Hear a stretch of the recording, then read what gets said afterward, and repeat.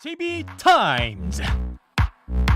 네, 더 막내 작가와 함께 시선 집중의 문을 열겠습니다. 어서 오세요. 네, 안녕하세요. 더막갑니다. 네. 자, 소양강 아들님이 항상 공정한 삐딱 시선 잘 듣고 있습니다. 감사합니다. 이렇게 인사해 주셨는데요. 시작해 볼까요? AS 타임 가시죠. 네, 어제 정의당 이은주 원내대변인하고 언론중재법 개정안에 대해 이야기를 나눴잖아요. 네. 허위 조작 보도 등에 대해서 징벌적 손해배상제를 도입한다는 취지는 좋지만 지금 법안대로라면 돈과 권력 있는 자들의 소송 남발에 대한 우려가 있다. 민주당은 속도 처리에만 몰두하지 말고 반대 의견도 같이 듣고 논의하자, 이런 입장을 전했는데요. 네. 어제 민주당이 나름의 합리적인 중재안을 내놨습니다. 내용을 요약해드리면 고위공직자, 기업의 경우 징벌적 손해배상을 청구할 수 없도록 제한하겠다.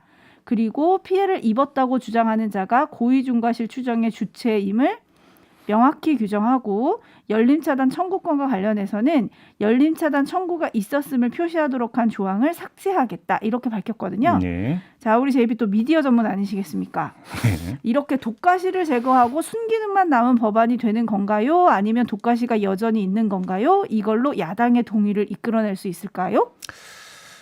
깊게 들어가자면 한도 끝도 없을 것 같아서 간단하게만 말씀을 드리면 네. 징벌적 손해배상을 청구할 수 있는 권리잖아요. 네. 권리를 제한을 한다. 음. 예를 들어서 어떤 그 고위 공직자이고 기업인이기 때문에 제한을 한다라고 하는 것이 헌법상 원리에 맞느냐라고 하는 문제가 제기가 될 수 있어요. 야당에서 지금 위헌 얘기를 하고 있어요. 그렇기 때문에 이건 다시 공론에 붙여져야 될 성질의 문제라고 보고요. 네. 지금 국민의힘이 15일까지 국민의힘의 안을 이제 제시를 한다는 거 아니겠습니까? 그래서 이제 다시 협상에 들어간다고 하니까 일단은 좀 그 추이를 좀 지켜를 보는 게 좋을 것 같고요. 네. 저희도 다음 주 월요일에 관련 토론을 준비를 하고 있지 않습니까? 그렇죠. 네, 그 유튜브 연장 방송 다음 주 월요일 언중 요걸이 있는데 여기서 언론노조와 더불어민주당 양 입장에 한번 같이 들어보는 토론 시간을 지금 준비해 놨으니까 이때 좀 한번 좀 본격적으로 풀어보도록 하시죠. 네, 알겠습니다. 네. 제 멘트를 가로채셔가지고. 그랬네. 자, 민주당의 법안 처리 시간표는 어쨌든 확고하긴 해요. 11일 상임위 논의, 19일까지 상임위 통과, 25일까지 본회 의결, 이렇게 스케줄은 제시를 했는데 그래도 뭐 각자 합의안이 또 나오고 있으니까 어떻게 될지 저희 월요일 토론을 들으시면서 또 판단해 보시면 좋을 것 같고요. 뉴스와 분석이 함께하는 JB타임즈, 오늘 주목할 뉴스 챙겨드리겠습니다. 네. 첫 번째 뉴스는 어떤 건가요?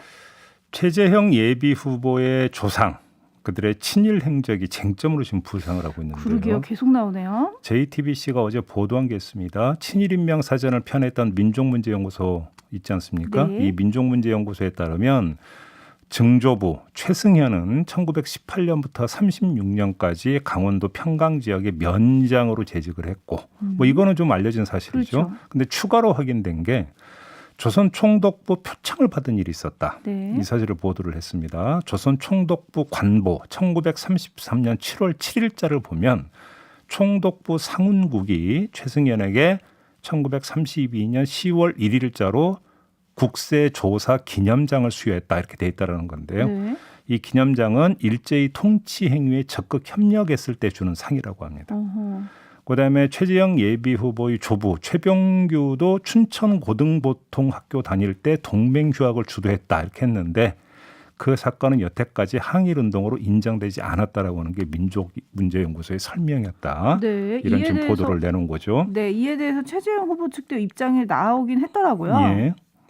민족문제연구소가 어떤 자격과 근거로 친일이냐 아니냐를 재단하는지 모르겠다. 일단 이렇게 이야기를 했는데요. 네. 이 JTBC의 보도에서 민족문제연구소는 판정자가 아니라 전달자죠. 엄밀하게 이야기를 하면. 네. 뭐냐면 조선 총독부 관보에 해당 내용이 실려 있는 사실을 알려준 주체 아니겠습니까? 따라서 논점은 민족문제연구소의 자격이 아니라 관보에 실린 사실을 어떻게 평가할 것이냐, 이 문제겠죠. 네.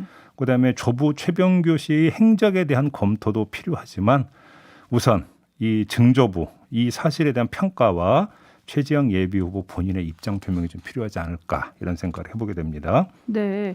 그리고 최재형 캠프가 낸 입장을 조금 더 설명을 해드리면, 일제시대 면장을 지냈다고 다 친일파냐? 그러면서 대통령의 조상 얘기를 또 했고요. 네. 이렇게 반박을 하면서 조부의 독립운동 논란과 관련해서도 99년 강원일보가 춘천고 최초 항일운동 불집힌 최병규 이런 기사를 내보낸 적도 있다. 예. 그리고 일본인 교사에 반대하는 동맹휴학을 주도하다가 퇴학당하고 일제의 감시를 받은 것이 독립운동이 아니라는 건 무슨 궤변이냐 이렇게 반박을 했거든요.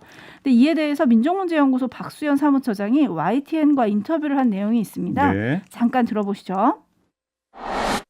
최승현이라고 하는 인물이 평경 지역에 오랫동안 면장을 했어요. 대단한 거죠. 지역의 유력자라고 볼 수가 있는데 그런 걸 바탕으로 해서 그 아들인 최병규, 최병렬 이 두 사람은 면협회 회원까지 됐단 말이에요. 이 면협회 회원이라는 건 뭐냐면 면장이 이제 자문기구인데 일제협력기구라고도 볼 수가 있는 거죠. 그 이후 행적을 보면 독립운동과는 전혀 거리가 먼, 그러니까 면협회 회원, 그다음에 도회원 출마했고 국방헌금 냈고 이거는 일제의 협력행위거든요.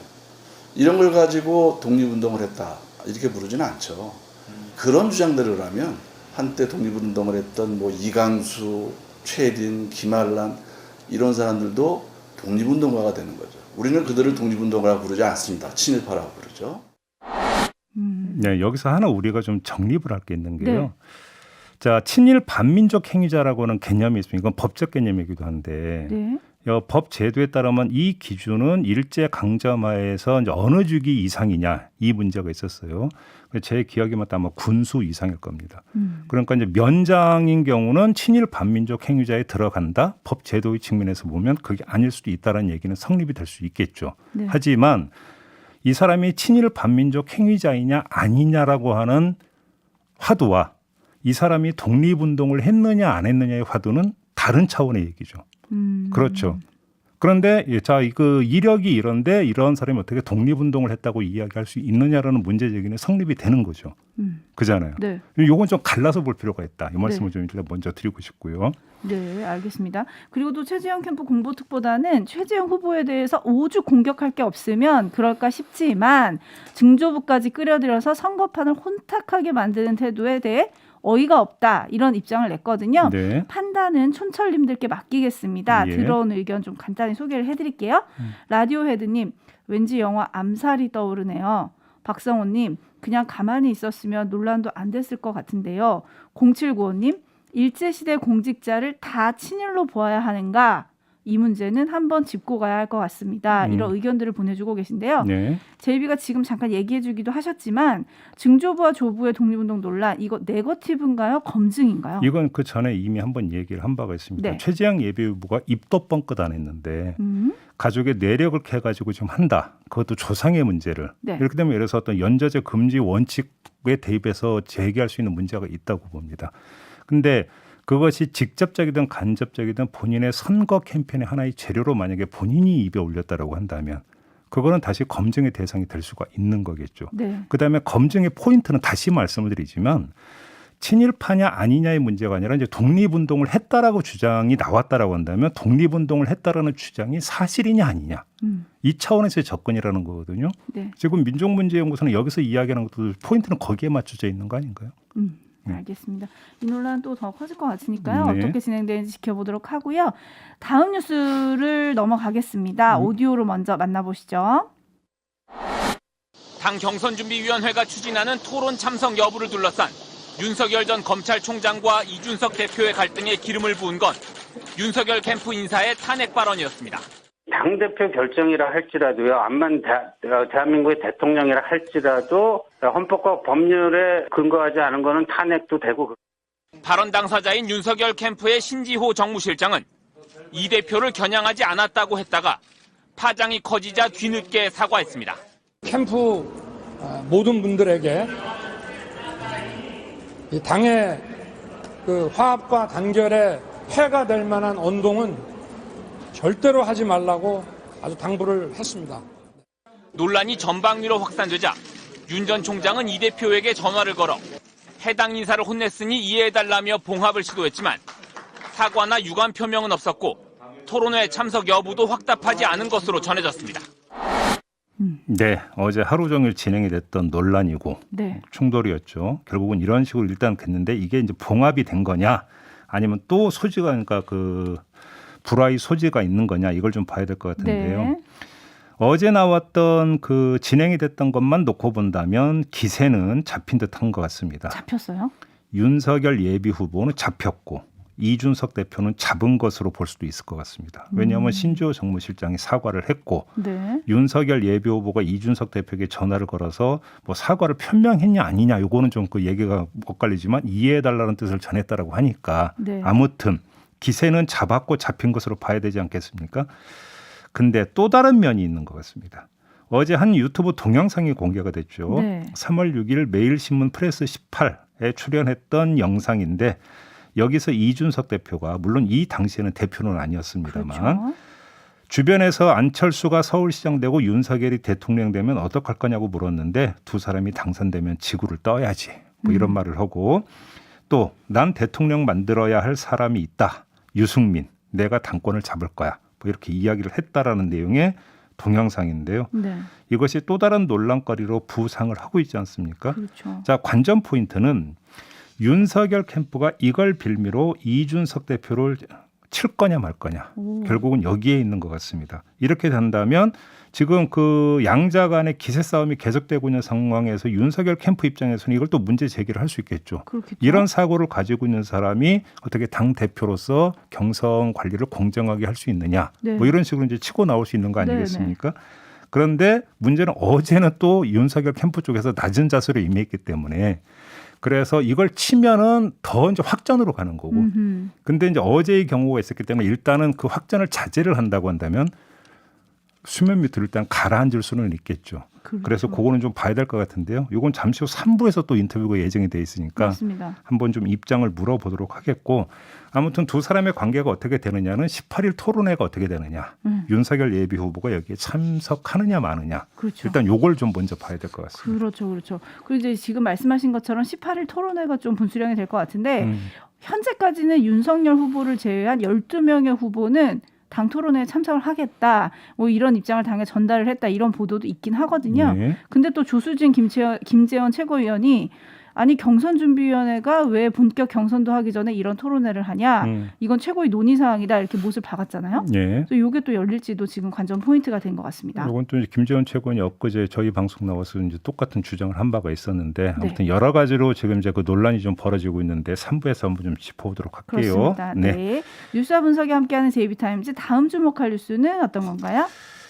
공군 여중사에 이어서 해군 여중사가 극단적인 선택을 하는 일이 또 발생을 했습니다. 네. 5월 27일에 인천 옹진군 한 섬에 근무하던 중에 한 민간 식당에서 상사에 의해서 강제 추행을 당했다고 합니다. 그래서 바로 그날 주임 상사에게 문자로 해당 사실을 알렸다고 그래요. 그런데 주임 상사가 가해자에게 개인적으로 주의를 주고 끝내버렸다고 합니다. 그러니까 가해자와 피해자 분리 조치도 하지를 않았고요. 근데 지난달 이제 부대를 방문한 여성 상담관에게 해당 사실을 알렸고 상담관은 즉시 상부에 보고를 했는데도 또 이때도 가해자와 피해자 분리를 하지 않았다고 합니다. 네. 그러다가 이달 7일 이 부대장과의 면담에서 해당 사실을 다시 알렸고 이틀 뒤에 수사가 시작이 됐고 그제서야 이 여중사는 해군 2함대로 파견이 됐는데 극단적 선택을 했다. 이렇게 되는 건데요. 해군 참모총장 등 지휘부에 보고된 건 피해자가 숨진 뒤인 12일이었다고 합니다. 자, 제가 주목하는 건 두 개의 시점인데요. 강제추행이 이루어진 시점이 5월 27일이라는 거 아니겠습니까? 네. 공군 여중사의 극단적 선택 이후 파문이 걷잡을 수 없이 커질 때 버젓이 이런 일이 또 저질러졌다는 것. 그다음에 두 번째, 가해자와 분리가 이루어진 시점 한참 뒤라는 거 아닙니까? 네. 추행이 벌어지고 74일 만에나 이런 어떤 조치가 취해졌다고 하니까 납득이 될 수 있겠습니까? 군이 변한다고 하지 않았습니까? 네. 변한 게 도대체 뭐가 있어요? 여기서. 그러면 그러니까 군이 자체적으로 정화를 한다라고 하는 것을 믿을 수 있는 겁니까? 도대체. 이렇게 되면은 믿을 수 없게 되는 아니 거죠. 큰 네. 사건, 큰 파문이 있었던 사건이 현재 진행형으로 진행이 되고 있는 상태에서 이 사건이 또 발생을 했는데도 이런 식으로 지금 조치를 취해버리면 도대체 뭘 하겠다는 이야기입니까? 그러니까요. 그래서 지금 촌철님들도 많이 분노를 좀 보내주고 계신데요. 마이티 환지님이 군대는 스스로 자정 능력이 절대 없습니다. 이런 말 보내주셨는데 네. 비극의 반복도 안타깝지만 이게 과정도 앞의 사건과 너무 유사하기 때문에 네. 네, 도대체 군이 무엇이 바뀌었냐 이렇게 묻는 분들이 많으신 것 같아요. 예. 참고로 오늘 오전 9시 30분에 공군 여중사 성추행 사건 있지 않습니까? 네네. 그 가해자의 첫 공판이 열립니다. 네, 이것도 좀 주목을 해봐야 될 것 같고 또 군이 이 해군 사건에 대해서도 어떻게 대응을 할지 설명할지 좀 지켜봐야 될 것 같습니다. 자, 이제 마무리를 해야 되는데요. 제가 앞서서 촌철님들의 의견을 잘 소개를 못해가지고 잠깐 소개를 해드리면 네. 6386님이 이 뉴스 듣고 잘못 들은 줄 알았어요. 소를 잃고도 외양간을 안 고치죠? 왜 그런 건가요? 이런 의견 보내주셨는데 조금 더 지켜보도록 하죠. 마무리해야 되는데 네. 오늘 오전에 이재용 삼성전자 부회장이 드디어 나옵니다. 가석방 되죠? 네. 어제 뭐 삼성전자가 그 노사 단체 협상 타결했다는 뉴스가 있더라고요. 네네. 그죠? 사상 처음으로. 네. 공교롭게 시점이 딱 맞아떨어졌는데 예. 특혜 논란 속에 어떤 말을 할지 좀 주목이 됩니다. 아마 좀 카메라 세례를 받으실 것 같은데 네. 어떤 얘기를 할지 좀 주목해 보도록 하고요. 오늘부터 사실상 연휴에 돌입하잖아요. 내일부터 16일까지 사흘간 택배 쉬는 날인 거 제이비 알고 계시나요? 아, 택배. 네. 모든 택배 노동자들이 쉴 수 있는 건 아니지만 그래도 택배 노동자들의 최소한의 쉼을 좀 보장해주자. 그래가지고 3일 동안 이렇게 정했다고 하는데 이 폭염에 그렇죠. 택배 상자 나르는 걸 저도 많이 봤고요. 네. 얼마나 힘든지는 누구나 다 상상할 수 있는 거 아니겠습니까? 그러니까요. 예. 그래서 택배가 좀 늦어지더라도 좀 너그럽게 예. 너그러운 마음으로 동참해 주시면 좋겠고요. 그리고 16일까지 택배만 쉬는 게 아니라 우리도 조금 급속도로 번져가는 코로나를 막기 위해서 잠깐의 멈춤으로 방역 대책에 좀 동참해 줬으면 좋겠다. 더불어 이 와중에 걷기로 포장한 집회를 꿈꾸는 분들도 제발 멈춰달라 이 말씀을 좀 드리고 싶고요. 그리고 앞서 3부 얘기를 잠깐 하셨잖아요. 제이비가. 네. 그랬더니 누가 나오냐 궁금해하시는 분들이 있어가지고 잠깐 안내를 해드리면 윤석열 캠프의 김경진 대외협력특보 그리고 유승민 캠프의 김웅 대변인이 각각 연결이 될 예정입니다. 현재 당에서 불거진 논란들에 대해서 어떤 입장을 낼지 좀 주목해 주시고요. 채널 고정, 시선 집중해 주시면 좋겠습니다. 네, 더마카 수고하셨어요. 감사합니다.